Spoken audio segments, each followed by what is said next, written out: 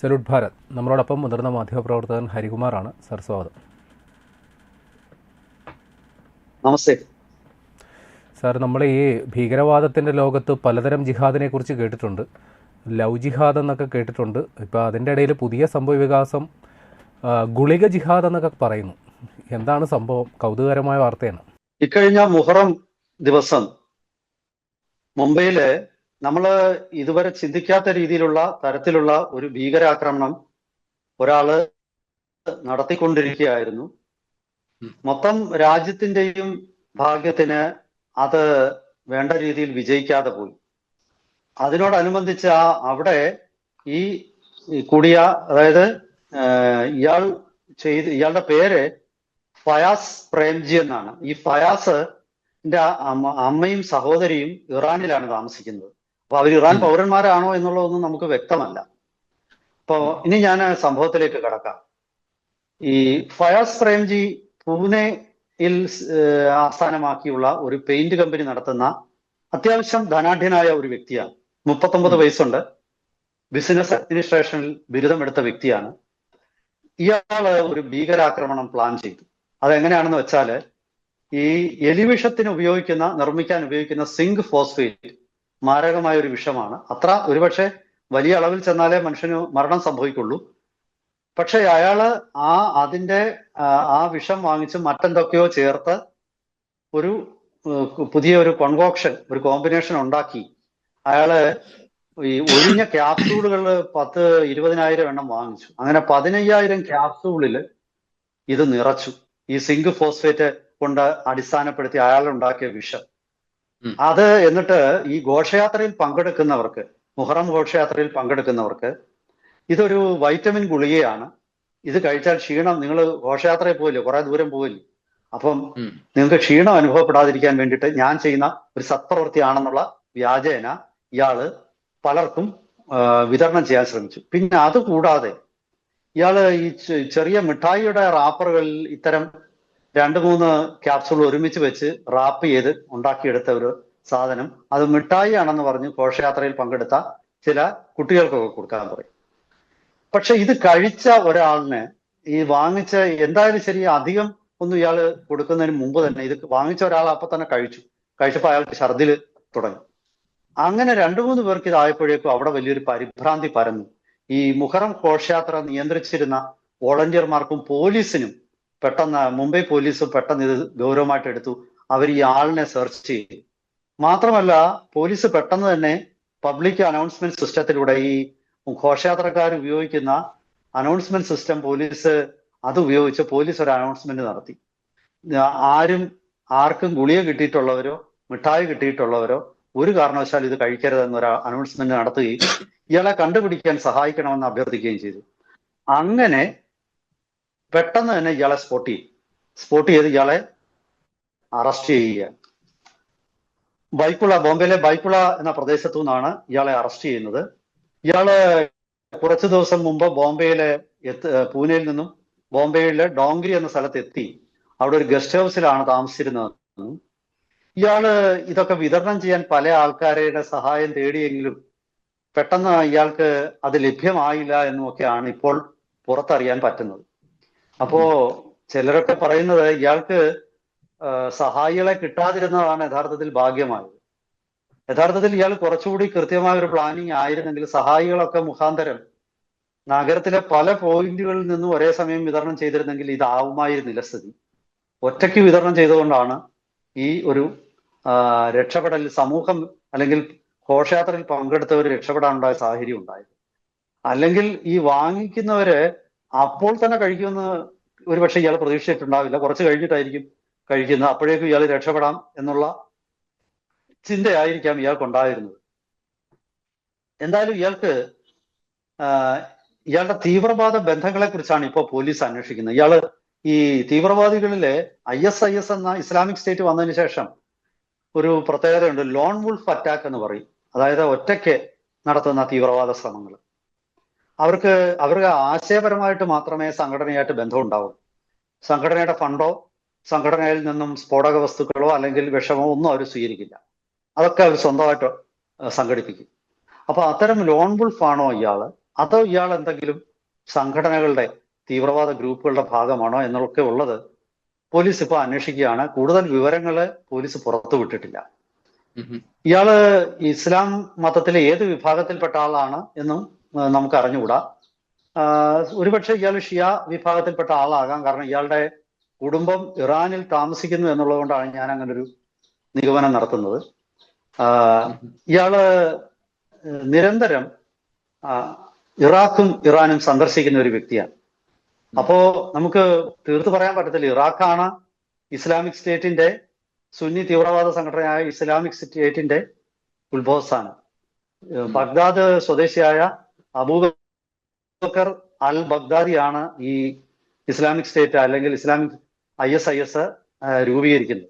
അപ്പോ ഇയാളുടെ യാത്രകളുടെ എണ്ണം കണ്ടാൽ നമ്മൾ അത്ഭുതപ്പെടും. ഒരു വർഷം അയാൾ 19 യാത്രകൾ നടത്തിയതായിട്ടാണ് ഇപ്പൊ പുറത്തു വന്നിരിക്കുന്നത്. 19 യാത്രകൾ ഒരു വർഷം നടത്തുക എന്ന് പറയുന്നത് ചെറിയ നമ്പറല്ല, അന്താരാഷ്ട്ര യാത്രയാണ്. അപ്പം ഇയാള് ധനികനാണ്, സാമ്പത്തിക സ്ഥിതിയുള്ള ആളാണ്. അതുപോലെ ഇയാൾക്ക് മറ്റെന്തൊക്കെയോ ബന്ധങ്ങളുണ്ട് എന്നുള്ളതിന്റെ സൂചനയായിട്ട് നമുക്ക് ഇതിനെ കാണാം. ഇയാള് വ്യക്തിപരമായിട്ട് പറയുന്നത് ഇയാൾ മാനസികമായിട്ട് അസ്വസ്ഥനായിരുന്നു. ഇയാളുടെ ഭാര്യ ഇയാളെ ഉപേക്ഷിച്ചു പോയി. അതുകൊണ്ട് ഉണ്ടായ ഒരു മാനസിക അസ്വസ്ഥതയിലാണ് ഇയാൾക്ക് സമൂഹത്തിനോട് മൊത്തം വെറുപ്പ് വന്നു. അങ്ങനെയാണ് ഇയാൾ ആൾക്കാരെ കൊല്ലാൻ ശ്രമിച്ചതെന്നൊക്കെയുള്ള ഒരു തിയറി. അയാള് സാധാരണഗതിയിൽ എല്ലാ തീവ്രവാദികളും പിടിക്കപ്പെട്ട് കഴിയുമ്പോൾ അവർ സ്വീകരിക്കുന്ന ഒരു മാർഗമാണ് തങ്ങള് മാനസിക രോഗിയാണ് അല്ലെങ്കിൽ അതിന്റെ മരുന്ന് കഴിക്കുന്നുണ്ട്. അങ്ങനെയൊക്കെയുള്ള ഒരു ആരോപണം വന്നു കഴിയുമ്പോൾ സ്വാഭാവികമായിട്ട് കോടതിയിൽ ഒരു ഇളവ് ലഭിക്കും.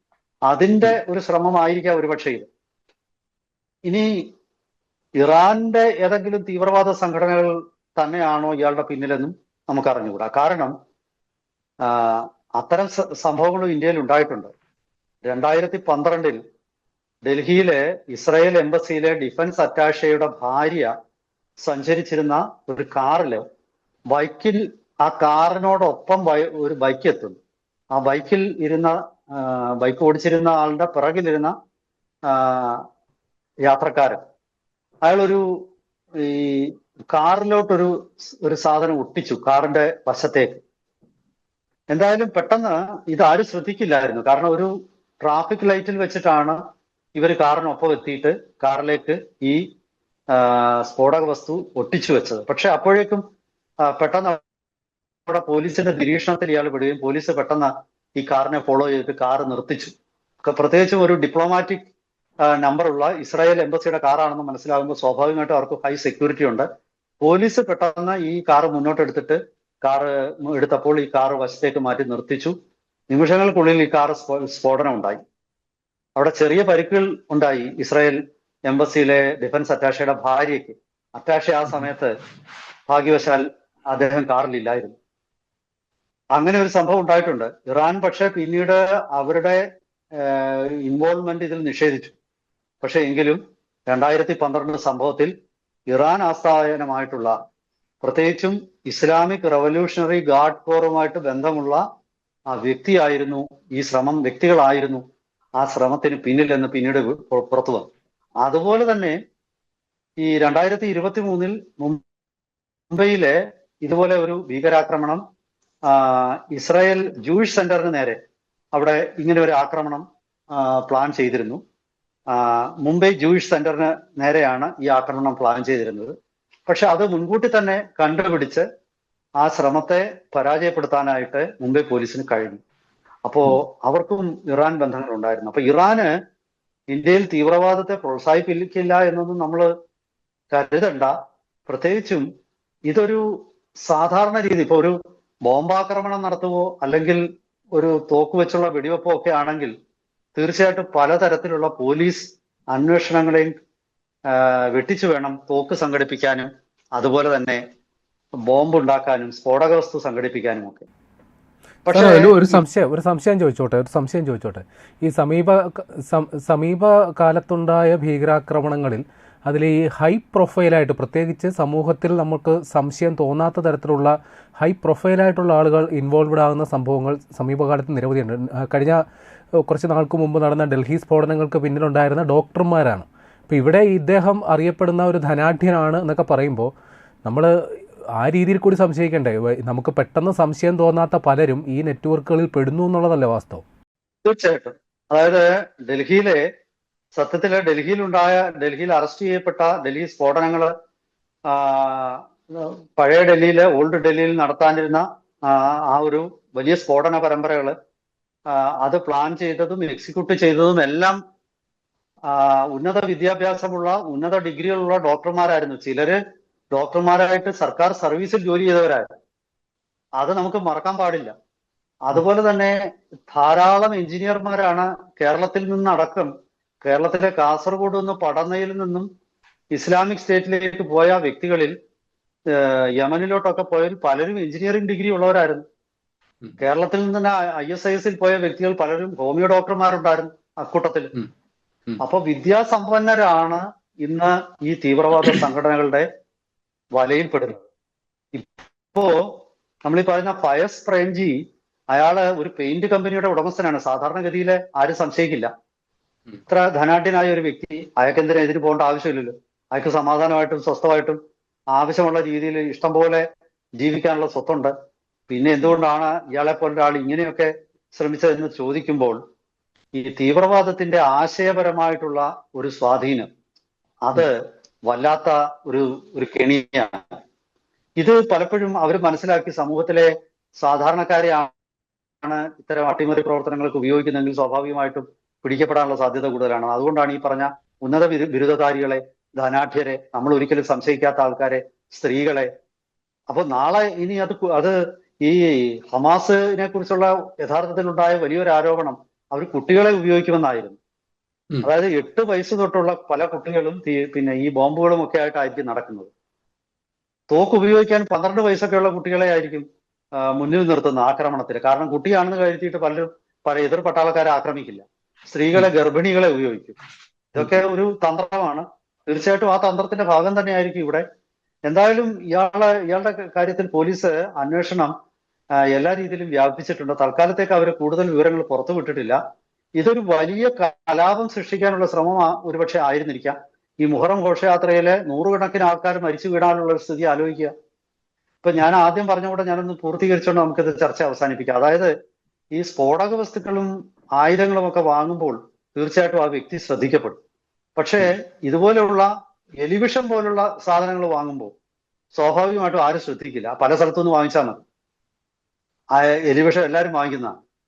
അത് എങ്ങനെ മാരക വിഷമാക്കാം എന്നുള്ള മറ്റു കെമിക്കൽസ് ഉപയോഗിച്ചപ്പോൾ ഇയാൾക്കൊരു ചെറിയ പിഴവ് പറ്റിപ്പോയി കാണണം. ആ ചെറിയ പിഴവാണ് മുഴുവൻ സമൂഹത്തിനും രക്ഷയായത്. എന്തായാലും ശരി, ഇത്തരം ശ്രമങ്ങളായിരിക്കും ഒരുപക്ഷെ വരും ദിവസങ്ങളിൽ. ഇപ്പൊ പഴയ കാലത്ത് കിണറ്റിൽ കൊണ്ട് വിഷം കലക്കുന്ന പരിപാടി ഉണ്ടായിരുന്നു. അതുപോലുള്ള ശ്രമങ്ങളൊക്കെ നടത്തിയാൽ ആരറിയും? ഇപ്പൊ കേരളത്തിൽ തന്നെ ഇപ്പോ ഒരു സ്ഥലത്ത് ഒരു പൊതു ടാങ്കില് പബ്ലിക് ഡിസ്ട്രിബ്യൂഷന്റെ ഭാഗമായിട്ടുള്ള ഒരു ടാങ്കിൽ കൊണ്ട് വിഷം കലർത്തിയെന്നിരിക്കട്ടെ, ആരറിയാനാണ്? അപ്പൊ അത്തരം തീവ്രവാദ പ്രവർത്തനങ്ങളിലേക്ക് കൂടി ഇവര് ചുവട് മാറ്റുന്നോ എന്നുള്ള ഒരു സൂചനയാണ് ഇത് നൽകുന്നത്. എന്തായാലും ശരി, വരും ദിവസങ്ങളിൽ പോലീസിന്റെ വെളിപ്പെടുത്തലുകളുടെ അടിസ്ഥാനത്തിൽ കൂടുതൽ വിശദീകരണങ്ങളുമായിട്ട് നമുക്ക് വീണ്ടും പ്രേക്ഷകരെ സമീപിക്കാം. ഒരിക്കൽ കൂടി എല്ലാവർക്കും നമസ്കാരം. താങ്ക്സ്.